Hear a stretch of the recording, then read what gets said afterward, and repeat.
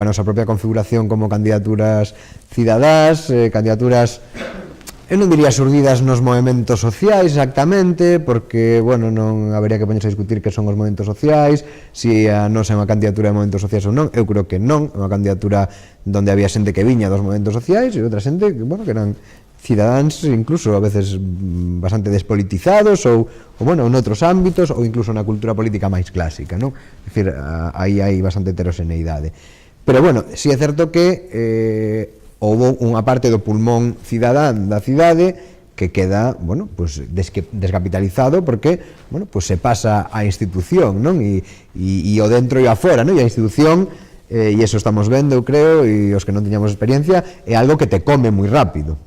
Me refiro, bueno, nos sempre decimos o de ser intrusos, non? E ese a veces non se entende moi ben o que queremos decir, sobre todo os nosos compañeros de corporación non entenden que queremos decir con isto, non? E, bueno, ese non perder que hai unha fora, é dicir, que non deixar que a institución te trague e entrar sempre nas lóxicas da institución e que ese contacto coa fora sea permeable, que te permita efectivamente poder trasladar o que faz, pero tamén poder ser influenciado, non? Que esa porosidade, ese abrir as portas, non? Do que falábamos, non? Eso, por tanto, é o primeiro reto. Afortunadamente, eu creo que no caso da Marea Atlántica, despois dun impasse dos primeiros meses, está habendo un relevo, é dicir, xente que non tiña ese protagonismo, que non tiña bueno, que non se volcara no proceso, pois agora está agarrando a parte do fora, non? Pero tamén está ben que os que estamos dentro teñamos tamén sempre ese pé fora, non? E sendo lugar os procesos participativos, non? E eu creo que ese é outro elemento onde é difícil o diálogo, non? É difícil o diálogo cos, vou chamarles así, compañeiros de corporación, non? Outro día, bueno, estes días hai na Coruña un debate vivo, non? O fío da representación e da participación, non? Outro día un compañeiro falaba nun debate tamén de desordenar o campo da representación, non? E isto, bueno, pues provoca un debate en A Coruña sobre que significa isto, non? Bueno, isto o que significa basicamente é complexizar a democracia, non? A democracia, establecer cauces, uns cauces que hasta ahora de participación que sempre pasaban polos partidos políticos, é dicir, non había relación entre a institución e a cidadanía se non pasaba polo partido político, sexa en forma de partido político, sexa en forma de rede que estenden estes partidos políticos hacia outros ámbitos da cidadanía, ás veces ámbitos que non se deixan cooptar, pero moitas veces ámbitos que se deixan cooptar, non? Por tanto, desordenar ese campo da representación significa establecer complexidades, é dicir, que efectivamente todo o entramado representativo que xa estaba aí poda seguir funcionando, porque evidentemente ten unha función, ten un traballo moi valioso, foi moi útil e desde logo incluso transformador en determinadas épocas, pero que pouco a pouco foi perdendo o seu significado basicamente pola nula capacidade de atraer. É dicir, canta xente nova ou non tan nova se acerca aos partidos políticos da súa cidade para que estes sirvan de vehículo das súas inquedanzas e das súas ansias de participación. Nada, cero. É dicir, o feito de que nós estemos aquí é sintomático, é dicir, porque a xente non confía xa nos partidos políticos, como non confía noutras institucións, ou confía pouco, ou confía, depende, é dicir, en A Coruña, pois hai asociacións de veciños de determinados barrios cunha determinada vertebración social que funcionan perfectamente e que sirven de cauce de participación, e en outros lugares que simplemente ou se crearon directamente por os partidos políticos, é dicir, ahora quero tener aquí mi chiringuito al que darle dinero para que xogue a política clientelar ou non. Bueno, pues hai que establecer vías que se sean atractivas, non? Pero curiosamente esas vías de participación atractivas costan diñeiro. Se queremos facer participación de calidade, necesitamos facilitación, necesitamos recursos, necesitamos espazos, necesitamos tempo, e iso, bueno, pues material, etcétera, costa diñeiro.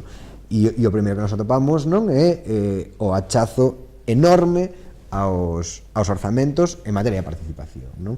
E que ter que escoitarlle, non, a representantes de outros partidos políticos decirte que la representación con tal de poner un conserje abriendo la puerta del centro cívico, eso ya llega, es decir, no hace falta más, ¿no?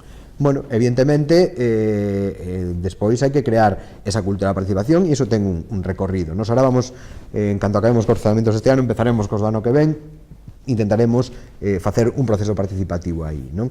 Evidentemente, se o día que chegas ao pleno dices, non, isto está avalado porque non sei cantas persoas participaron, non sei cantas persoas deron ideas, os servicios avaliaron esas ideas técnicamente son viables, se enmarcan dentro de un proxecto político, etcétera, etcétera, pois va a ser moi difícil que che digan, non? As outras forzas políticas non, estamos en contra do que decidiron 15.000 cidadáns, non? Por exemplo. Claro, pero eso require tempo, require diñeiro, require esforzo, non? E bueno, o primeiro, digamos, o primeiro elemento contrario a ese tipo de procesos o temos cando se nos dice nos orzamentos que a participación non necesita diñeiro, non? E, por tanto, non se poden desenvolver políticas de participación que, bueno, que non sean máis que convocar as asociacións de veciños existentes, coa configuración existente, e ter interlocución con elas, que eu creo que ten un sitio e iso é necesario e é positivo, e de feito as asociacións de veciños están en contactos todos os días co Concello, se reúnen con todos os concelleiros que queren, non? Pero e toda esa xente que está ao marxe dese sistema bueno, representativo, digamos, ¿no? Dese sistema institucional, que non ten opinión, como sabemos que opina, decir, como podemos facer que se achegue, como podemos inculcar cultura democrática aí, ¿no? Bueno, pois esa é a cuestión, non? Que cantidad de cousas. Sí, vamos a poñernos a xogar con metáforas, non? Eu sí que entendo a pregunta que faz. E el tamén, con isto non quero dicir que non o entenda, non? Pero sí que teño a sensación de... xogo con varias imaxes, non? De sentirme ese boxeador que encaixa permanentemente, non? E que iso provoca un desgaste acelerado, porque as resistencias son moitas, non? Entón, a preocupación, eu creo que das candidaturas cidadáns ten que ser como a dun bo boxeador que saiba encaixar, protexer os órganos vitais e estar preparados para gañar o combate en 2 golpes ou en 3 golpes.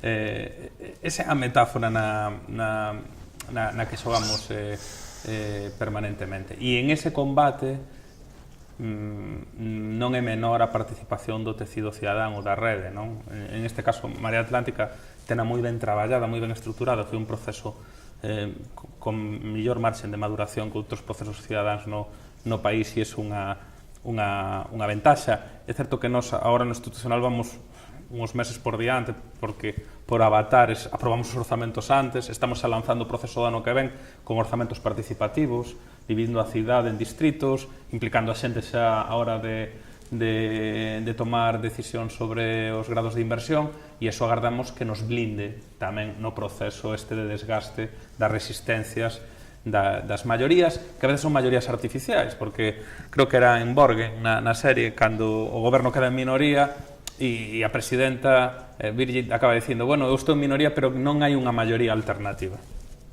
Hasta que punto eu estou en minoría cando non hai unha maioría alternativa, non? Entonces, eso tamén é unha cuestión a hora de valorar, e tamén é unha cuestión a hora de cambiar a cosmovisión da administración local, porque a administración local, antes falábamos de todos os corsés, tamén ten un corsé que en principio é antitético ao discurso das candidaturas cidadáns, e voume poñer políticamente incorrecto, que é o feito das atribucións, non? É dicir, é moi presidencialista. O alcalde ten moitas competencias, as cidades que estamos nas leis de grandes cidades, a xunta de goberno ten moitas competencias, e iso en teoría non permite moitas veces a democratización das decisións sobre o pleno, pero axustamos esa situación, a situación que estamos a vivir candidaturas municipalistas de boicot, poñamos esas competencias a disposición da xente. É dicir, e se alguén non o entende, que construa un goberno alternativo. Non, que é así, que construa un goberno alternativo dunha vez, porque o que non podemos permitirnos é bloquear a cidade. E isto aprendino directamente de Xosé Manuel Beiras. É dicir, eu teño que decir así, un momento que me dixo, os concellos convirten os alcaldes en monarcas, exerce a favor do povo. É dicir, cambia a representación a favor das maiorías sociais. Nos aí sí que estamos acelerando moito o tema competencial, pero non é unha cuestión de buscar subterfuxios nin de quitarlle competencias a outras partes, non, sino de, oye, non podemos bloquear o día a día, independentemente do desgaste. Non, a xente non pode estar ao albur de xogos partidarios tristes, é dicir, non é o momento dos tristes. Se se necesita unha renta social, necesitas unha renta social. Se hai xente que está en Santiago, son 18.000 persoas en risco de exclusión. É dicir, que estamos a bloquear este tipo de cuestiones. Entón, polo tanto, sí que estamos obrigados buscar a participación, a tecer rede, a implicar a cidadanía. Así vai ser moito máis difícil bloquear a toma de decisións institucionais, pero tamén, por que non decilo, a exercer as competencias ao límite. Ao límite. Ao límite. Por qué? Pues, señores, porque chegamos aquí para gobernar e para transformar. E se non nos deixan, evidentemente, constitúan un goberno alternativo. O bloqueo polo bloqueo non é válido dende un punto de vista de maioría social. Podemos buscar acordos, podemos esforzarnos, podemos chegar a pactos, pero que non imos a bloquear cuestións básicas. Sí, non é. A ver, eu cando decía antes, e un pouco enlazando coa túa pregunta, non, de quen sufrirá as consecuencias de todo isto, non? Decía antes, non só que temos que poñer proxectos en riba da mesa, é dicir, este é o proxecto. Eu creo que na Coruña houve varios momentos onde isto funcionou, non? Pues, Alfonso Molina, é dicir, nos vamos a plantear unha batalla, esta batalla lidera o goberno, e os demais teñen que decir de que lado se sitúan, é dicir, que tipo de avenida queres para entrar na cidade? Queres humanizar a avenida ou queres unha autoestrada que parta a cidade en dous? Pois ponte dun lado ou de outro, non? E entón aí, dicir, aos teus socios, aliados, rivales, enemigos, dependendo do día, os sitúas nesa tesitura. É dicir, e non sei, o que estamos obligados é a lanzar, non? E a lanzar medidas, programas, proxectos, e despois decir, bueno, pues ahora explique vostede por que se sitúa dun lado ou do outro. Se o único argumento que ten para situarse do outro lado es que me dan pocos mimos, es que no me dejaron participar, es que habló conmigo 3 días antes en vez de 3 días después, es que no le voy a sacar rédito electoral a esto. Si todo eso é o único argumento que tes para poñer en riba da mesa, ao final a xente non é parva.